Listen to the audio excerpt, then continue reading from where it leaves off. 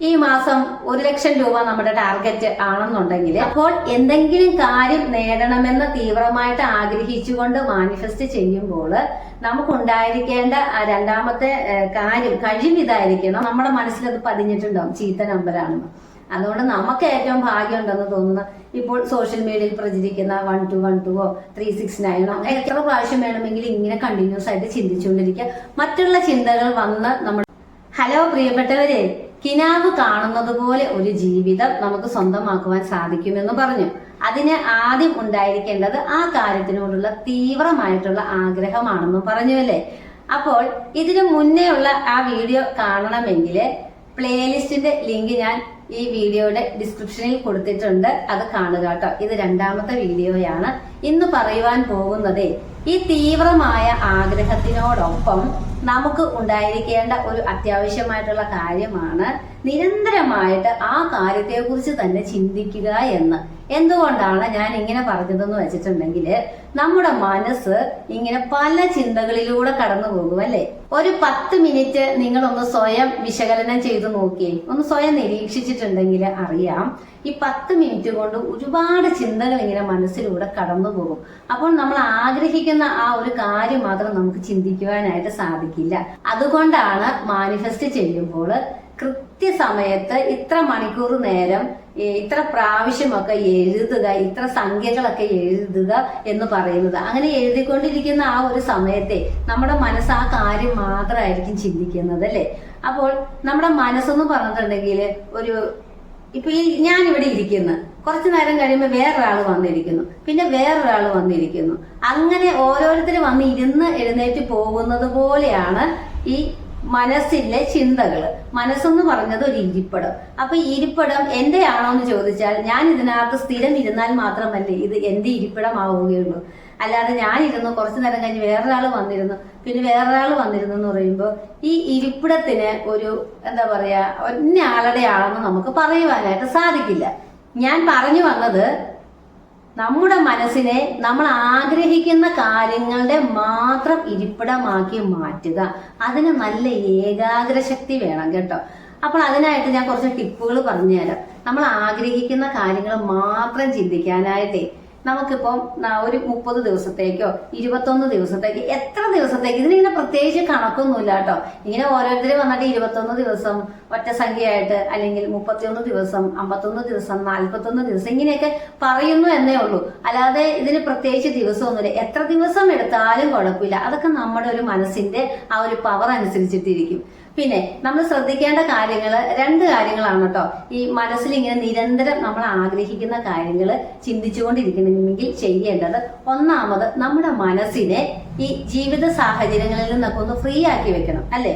നമുക്കിപ്പോ എന്തെങ്കിലും ഒരു വണ്ടി ഓടിക്കുന്നവരാണെങ്കിൽ ഒരു പെറ്റി കിട്ടിക്കഴിഞ്ഞാൽ കുറച്ച് ദിവസത്തേക്ക് ഒരു ടെൻഷൻ കാണും. അല്ലെങ്കിൽ വണ്ടി ഒന്ന് തട്ടുവോ മുട്ടുവോ ഒക്കെ ചെയ്തിട്ടുണ്ടെങ്കിൽ, അല്ലെങ്കിൽ അതിന് എന്തെങ്കിലും ഒരു മെയിൻ്റനൻസ് ഒക്കെ ഉണ്ടെങ്കിൽ നമുക്ക് ചിലപ്പോൾ ഒരു ടെൻഷൻ വരാം.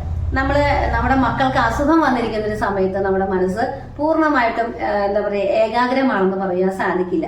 അപ്പൊ നമ്മുടെ ജീവിത സാഹചര്യങ്ങളൊക്കെ ഒന്ന് ഫ്രീ ആയി കിട്ടുന്ന ഒരു സാഹചര്യങ്ങളിൽ അടുപ്പിച്ച് നിങ്ങൾക്കൊരു 7 ദിവസം മിനിമം ഫ്രീ ആയി കിട്ടും. ഈ 7 ദിവസത്തേക്ക് നമുക്ക് വലിയ പ്രശ്നങ്ങളൊന്നുമില്ല, ഫ്രീ ആയി കിട്ടും എങ്കിൽ ആ 7 ദിവസം നമുക്ക് മാനിഫെസ്റ്റ് ചെയ്ത് തുടങ്ങുക.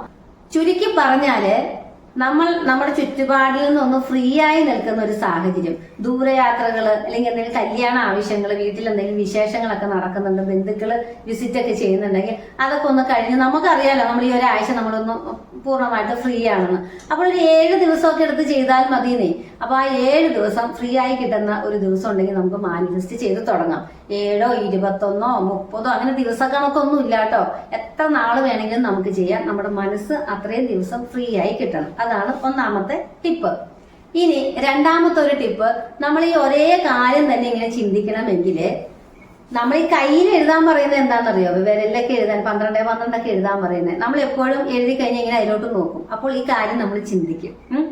അപ്പോൾ നമ്മൾ ചെയ്യേണ്ട കാര്യം, നമ്മളിപ്പോ നടക്കുന്ന ഈ വീടിന്റെ വഴികളിലൊക്കെ ചെറിയ സ്റ്റിക്കർ പേപ്പർ കിട്ടുമല്ലോ, ആ സ്റ്റിക്കർ പേപ്പറിലൊക്കെ വെച്ചിട്ട് നമ്മുടെ കാര്യങ്ങള് ഷോർട്ടായിട്ട് എഴുതിയാൽ മതി. മറ്റുള്ളവർക്ക് മനസ്സിലാവാത്ത രീതിയിൽ എന്തെങ്കിലും ഒരു കോഡായിട്ട് എഴുതിയാൽ മതി. അതിനാണ് ഈ സംഖ്യ ഉപയോഗിക്കുന്നത്. അപ്പോൾ എന്ത് കാര്യമാണ് നമ്മൾ ആഗ്രഹിക്കുന്നത് മറ്റുള്ളവർക്ക് മനസ്സിലാവില്ല. ഒരു സംഖ്യ മാത്രമല്ലേ മറ്റുള്ളവർ കാണുള്ളൂ. നമുക്ക് ഇഷ്ടമുള്ള ഒരു സംഖ്യ, ഏറ്റവും ഇഷ്ടമുള്ള ഒരു സംഖ്യ 555 ആണെങ്കിൽ ഇനിയിപ്പോ 1 ആണെങ്കിൽ 2 ആണെങ്കിൽ നമുക്ക് ഇഷ്ടമുള്ള ഒരു സംഖ്യ അതിനകത്ത് എഴുതാം. ചില പൊതുവേ പറയുന്ന ലക്കി നമ്പർ അല്ലാത്ത ചീത്ത നമ്പറുകളൊന്നും നമ്മൾ ട്രൈ ചെയ്യണ്ട. കാരണം നമ്മുടെ മനസ്സിലത് പതിഞ്ഞിട്ടുണ്ടാവും ചീത്ത നമ്പറാണെന്ന്. അതുകൊണ്ട് നമുക്ക് ഏറ്റവും ഭാഗ്യം ഉണ്ടെന്ന് തോന്നുന്ന ഇപ്പോൾ സോഷ്യൽ മീഡിയയിൽ പ്രചരിക്കുന്ന 1212 369 ഒക്കെ അങ്ങനെ എവിടെയെങ്കിലൊക്കെ ഒരു ചെറിയ നോട്ടായിട്ട് എഴുതി ഒട്ടിച്ചു വെക്കുക സ്റ്റിക്കർ പേപ്പറിൽ. നമ്മൾ രാവിലെ എഴുന്നേൽക്കുമ്പോൾ അതുപോലെ കയ്യിൽ എഴുതി വെക്കുക. കിച്ചണിൽ വർക്ക് ചെയ്യുമ്പോഴാണെങ്കിൽ ഗ്യാസ് സ്റ്റവിന്റെ താഴെ എഴുതി വെക്കുക. നമ്മൾ നോക്കുന്ന സ്ഥലങ്ങളിലൊക്കെ ഒന്ന് ഒട്ടിച്ചിങ്ങനെ വെക്കുക. അപ്പൊ ആവശ്യം കഴിയുമ്പോൾ അതങ്ങ് കളഞ്ഞാൽ മതിയില്ല, സംഖ്യ മാത്രം എഴുതി വെക്കുക. ഇത് കാണുമ്പോൾ നമ്മൾ ഈ കാര്യത്തെക്കുറിച്ച് മാത്രം ഇങ്ങനെ ചിന്തിക്കുക. ഇപ്പോൾ ഒരു ബിസിനസ് അഭിവൃദ്ധിപ്പെടണമെന്നാണെന്നുണ്ടെങ്കിൽ ഈ മാസം 1 ലക്ഷം രൂപ നമ്മുടെ ടാർഗറ്റ് ആണെന്നുണ്ടെങ്കിൽ നമ്മൾ എന്റെ ബിസിനസ് ടാർഗറ്റ് 1 lakh ആണെന്നുണ്ടെങ്കിൽ ബിസിനസിന്റെ BS എഴുതുക, 1 lakh എന്നുള്ളത് 1L എന്ന് എഴുതുക. അപ്പൊ ഇത് കാണുമ്പോൾ നമുക്ക് മനസ്സിലാവുമല്ലോ, നമുക്ക് മാത്രം അറിഞ്ഞിരുന്നാൽ മതി. അപ്പോൾ ഇത് നമ്മൾ കാണുന്ന സ്ഥലത്തെല്ലാം ചെറിയ സ്റ്റിക്കറുകളായിട്ട് ഒട്ടിച്ചു വെച്ചിട്ട് ഇത് കാണുമ്പോഴെല്ലാം നമ്മൾ അതിനെക്കുറിച്ച് കുറേ പ്രാവശ്യം ചിന്തിക്കുക. എണ്ണാനൊന്നും നിൽക്കണ്ടെന്നേ, നമുക്ക് തോന്നണം ഞാനൊരു 10 പ്രാവശ്യം ചിന്തിച്ചു എന്ന്. അത് 11 12 ആയിക്കോട്ടെ, ഒരിക്കലും കുറയണ്ട. അങ്ങനെ എത്ര പ്രാവശ്യം വേണമെങ്കിലും ഇങ്ങനെ കണ്ടിന്യൂസ് ആയിട്ട് ചിന്തിച്ചുകൊണ്ടിരിക്കുക. മറ്റുള്ള ചിന്തകൾ വന്ന് നമ്മുടെ മനസ്സിൽ ഇടം പിടിക്കുവാനായിട്ട് അവസരം കൊടുക്കാതിരിക്കുക കേട്ടോ. അപ്പോൾ എന്തെങ്കിലും കാര്യം നേടണമെന്ന് തീവ്രമായിട്ട് ആഗ്രഹിച്ചുകൊണ്ട് മാനിഫെസ്റ്റ് ചെയ്യുമ്പോൾ നമുക്കുണ്ടായിരിക്കേണ്ട രണ്ടാമത്തെ കാര്യം കഴിവിതായിരിക്കണം. ആ കാര്യത്തെക്കുറിച്ച് നിരന്തരം ചിന്തിച്ചുകൊണ്ടിരിക്കുവാനായിട്ടുള്ള ഒരു കഴിവ്. ആ കഴിവ് നേടുവാൻ വേണ്ടിയിട്ട് നമുക്ക് ആർക്കും ഉണ്ടാവില്ല. സാധാരണക്കാർക്ക് പലവിധ ചിന്തകൾ നമ്മുടെ മനസ്സിലൂടെ കടന്നു പോകും. അപ്പോൾ നമുക്ക് നിരന്തരം ആ കാര്യത്തെക്കുറിച്ച് ചിന്തിക്കുവാനായിട്ട് സാധിക്കില്ല. അപ്പോൾ നമ്മൾ സാധാരണക്കാർ ചെയ്യേണ്ട കാര്യം ഈ നിലവിലുള്ള ജീവിത സാഹചര്യങ്ങളിൽ നിന്നൊക്കെ ഫ്രീ ആകുന്ന ഒരു സമയം മാത്രം മാനിഫെസ്റ്റ് ചെയ്യുവാനായിട്ട് തിരഞ്ഞെടുക്കുക. മിനിമം ഒരു 7 ദിവസം മുതൽ മാക്സിമം എത്ര ദിവസം വേണമെങ്കിലും നമുക്ക് തിരഞ്ഞെടുക്കാം. പിന്നെ രണ്ടാമത് വേണ്ടത്, നമ്മൾ കാണുന്ന ഇടങ്ങളിൽ നോക്കുന്ന ഇടങ്ങളിലെല്ലാം ഈ കാര്യത്തെ കുറിച്ച് ഓർമ്മിക്കുവാനായിട്ടുള്ള ഒരു കോഡ് എഴുതിയിട്ട് ഒരു സ്റ്റിക്കർ പേപ്പറിൽ എഴുതിയിട്ട് ഒട്ടിച്ചു വെക്കുക. അപ്പോൾ ഈ കാര്യങ്ങൾ അങ്ങനെ കണ്ടുകൊണ്ട് ജീവിതത്തിൽ ഓഫീസിലാണെങ്കിൽ ഓഫീസിലെ വർക്കിംഗ് ടേബിളിന്റെ അവിടെയോ അതുപോലെ കയ്യിൽ അല്ലെങ്കിൽ കയ്യിൽ എഴുതി കഴിഞ്ഞാൽ നമുക്ക് തന്നെ ഇടയ്ക്കിടയ്ക്ക് നോക്കി അത് ഓർത്ത് നമുക്ക് ചിന്തിച്ചുകൊണ്ടിരിക്കുവാനായിട്ട് സാധിക്കും. വീട്ടു ജോലികൾ ചെയ്യുന്നവർക്ക് അങ്ങനെ. ഇനിയിപ്പോൾ കൈകൊണ്ട് ഭയങ്കര ഹാർഡ് വർക്ക് ചെയ്യുന്നവരാണ്, എന്തെങ്കിലും മെഷീൻ വർക്ക് ചെയ്തുകൊണ്ടിരിക്കുന്നവരാണെങ്കിൽ ആ മെഷീന്റെ അവിടെ അങ്ങനെ ഒട്ടിച്ചു വെക്കാം കേട്ടോ. അപ്പൊ എന്ത് കാര്യമാണെന്ന് നമ്മൾ മറ്റൊരാളോട് പറയേണ്ട കാര്യമില്ല. പിന്നെ നമ്മൾ ഫ്രീ ആയിട്ടിരിക്കുന്ന സമയങ്ങളിൽ ഇത് കൂടുതൽ സമയമെടുത്ത് മാനിഫെസ്റ്റ് ചെയ്യുക, ഇങ്ങനെ ചിന്തിച്ചുകൊണ്ടിരിക്കുക.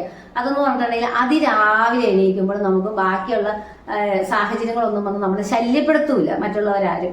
നമ്മൾ മാത്രം എഴുന്നേറ്റ് വരുന്ന ആ ഒരു സമയത്ത് നമ്മളും പ്രപഞ്ചവും മാത്രമായിട്ട് അടുത്ത് നിൽക്കുന്ന ഒരു സമയമാണ് രാവിലെ ഉറക്കം എഴുന്നേൽക്കുമ്പോഴും രാത്രി ഉറങ്ങാൻ പോകുന്ന സമയത്തും. ആ 2 സമയത്ത് നമ്മൾ ഇത് കൂടുതൽ സമയം പ്രാക്ടീസ് ചെയ്യുക കേട്ടോ. അപ്പോൾ എല്ലാ കാര്യങ്ങളും കൂടെ ഒരൊറ്റ വീഡിയോയിൽ നമുക്ക് പറയുവാനായിട്ട് സാധിക്കില്ല. ഞാൻ 8 മിനിറ്റ് 10 മിനിറ്റ് ഒക്കെ ഉള്ള വീഡിയോ ആയിട്ടാണ് ഇത് ചെയ്യുന്നത്. ഇതിന്റെ ബാക്കി നമുക്ക് അടുത്ത വീഡിയോ ആയിട്ട് അപ്ലോഡ് ചെയ്യാം. വ്യാഴാഴ്ച ചെയ്യാമെന്ന് വിചാരിക്കുന്നു കേട്ടോ. അപ്പോൾ വീണ്ടും അടുത്ത വീഡിയോ ആയിട്ട് വരാം. അതുവരെ ടാറ്റാ.